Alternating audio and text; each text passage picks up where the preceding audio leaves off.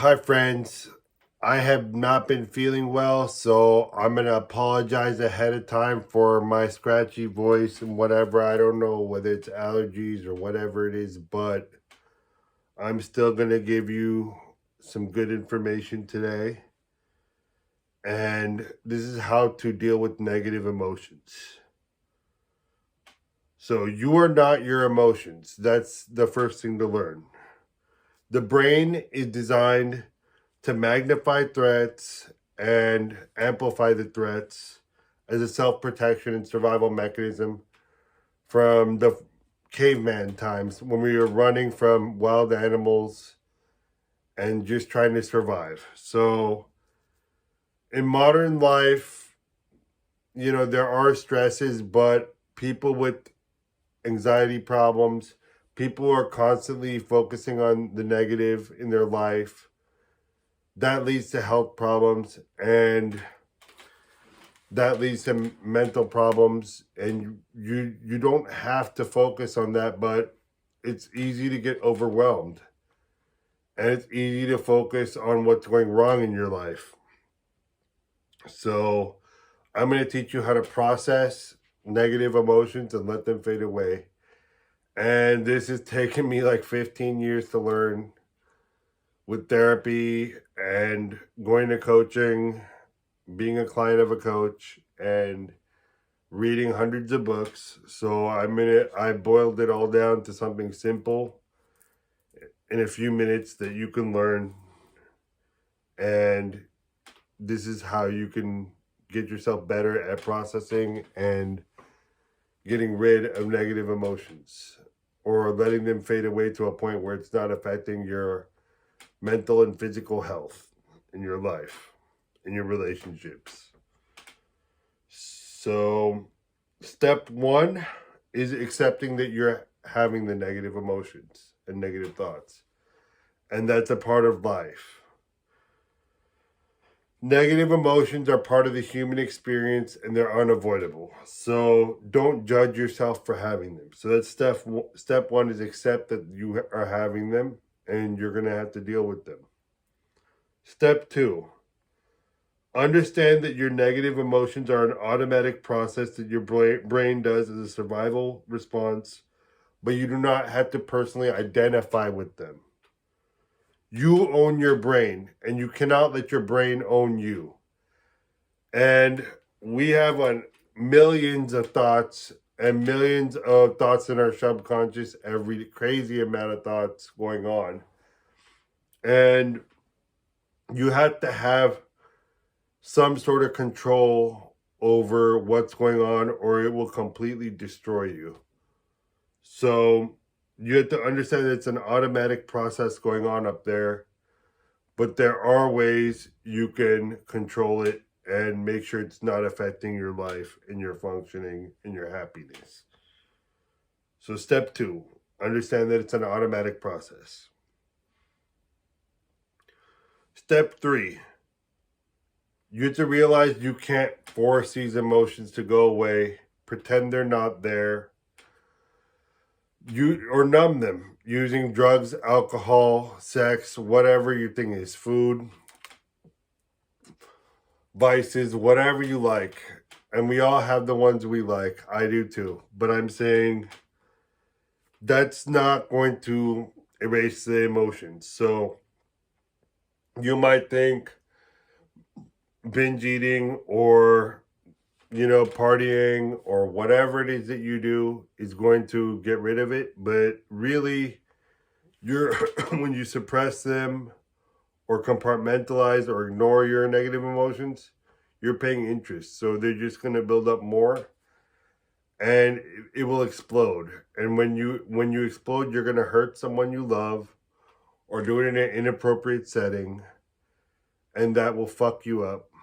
So you don't want to do that. It's not good. And this comes from years of experience doing that. So that's why I'm using the strong language, because it will fuck your life. So you have to process them in a healthy way. So this is the steps I'm teaching you to do that. You have to view the negative emotions as a waste product of living life. Okay, so we go to the bathroom because there's waste products created by our body from eating and drinking, and it's unavoidable. All right, when I'm not feeling too well, I'm a hanky. We blow our nose because there's a waste product created by our body reacting to fighting whatever illnesses or allergens are in the environment. So these are all natural processes that our body does to get rid of negative things that or harmful things that could screw you up. So if your body kept all the waste products from eating, you ain't living too long, okay? If your body kept all the phlegm inside from your cold or whatever, you're not going to survive. So same thing goes with the negative thoughts. If you don't find a healthy way to process it, it will eventually catch up to you with cancer, high blood pressure, heart problems. Heart disease, I think, is the number one killer in the United States. So you can blame it on food, and a lot of it has to do on that, but it's a lot of the stressful lifestyles and not processing negative emotions properly that cause the cancer and heart disease. And before I got cancer, went through a lot of negative emotions, and I truly believe that contributed to it. So I don't want you, the people I love, the people I care about, I do not want you to have to make the same mistakes I did. So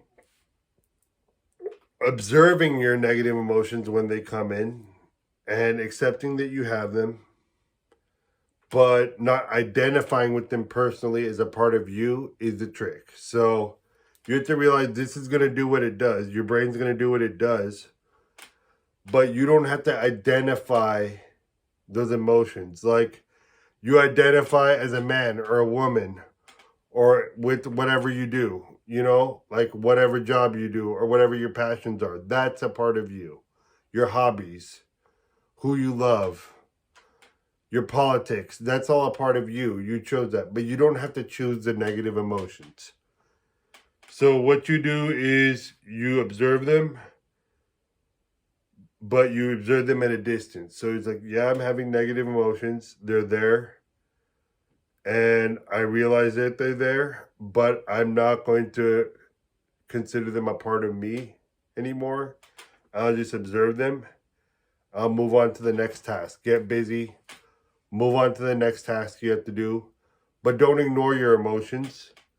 Just observe them from a distance and keep them at a distance.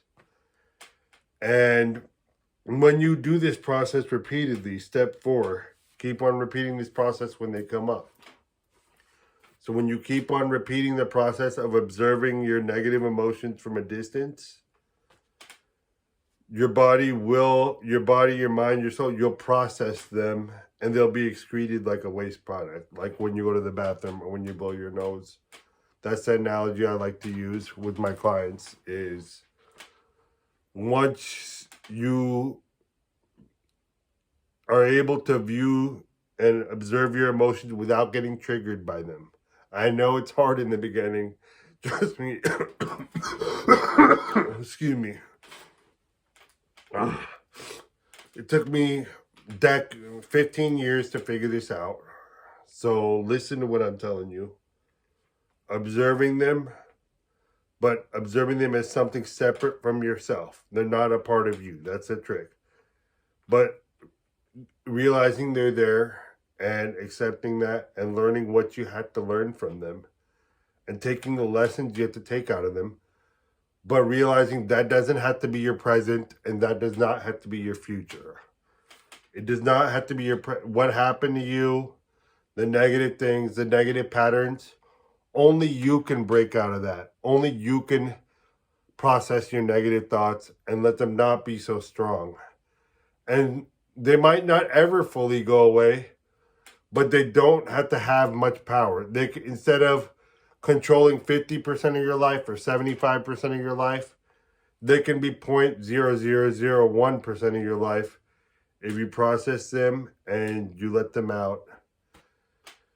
And that comes from observing them at a distance and not identifying with them and identifying with who you want to be. So when these negative emotions come up, you can also use them as fuel. Whatever enrages you, the people that have hurt you, the people that let you down, the jobs you didn't get, the rejections you've gotten, you can use that as fuel. It is the best fuel. I've had my best workouts after a breakup or after not getting hired for jobs. And, that's when I've taken it to the gym. Take that anxiety, take that, all that energy, all that negative energy. It can be flipped around in a second if you go to the gym, if you focus on your work, if you focus on your writing, whatever it is that you're passionate about, your art. The greatest artists, the greatest creators, most of them went through a lot. Most of them had a lot of negative emotions they had to deal with, but they made something beautiful and made a legacy out of it. So instead of wallowing or getting in the bottle or picking up your crack pipe or whatever it is that you do to feel better, you need to observe your emotions, maybe cry, sit with it for a few minutes, accept that you're having them. Don't try and just ignore them. But then take that negative energy and flip it to fuel for something positive. And all the greatest athletes, all the greatest artists, all the greatest people in the industry, they all had a chip on their shoulder of some sort, and it's nothing to be ashamed of. And for God's sake, don't judge yourself for having these emotions. You're good. Like, it's part of being human. And like everything else I tell you, it's a muscle. Once you keep excuse me. Once you keep practicing